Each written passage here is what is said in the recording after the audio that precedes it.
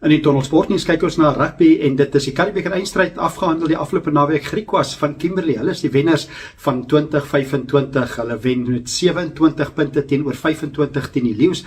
Wedstryd is gespeel in Johannesburg en dit is 55 jaar terug wat Griquas laas die Currie-Beeker omhoog kon hou. Dit was in 1970 toe Griquas vir Noord-Transvaal geklop het in die eindstryd. Daardie jare nog het Mannetjies Roux, legendariese Mannetjies Roux, nog vir die Griquas gespeel.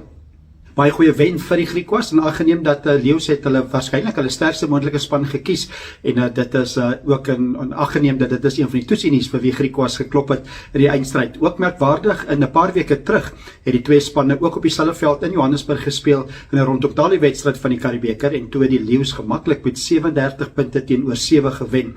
Met die keer is daar 'n ander telling gewees, 27-25 is dit die Griquas wat wen. Dit is die 4de keer dat die Griquas in hulle geskiedenis hierdie beker wen. Hulle het dit lank terug het hulle dit gewen, al die eerste keer in 1899, daarna die tweede keer in 1911, is baie lank terug in 1970 wat ons vroeër oor gepraat het, en nou in 2025, so dit is 'n Griquas vir die wedstryd laat in die wedstryd gewen het, 'n strafskop van George Whitehead, tyd was al verby gewees, hy skop die bal oor, en dit is die Griquas wat wen, wel verdien, so hulle is die 2025 Currie-Beeker kampioene. Dit is Sportnuus vir die Tunnel.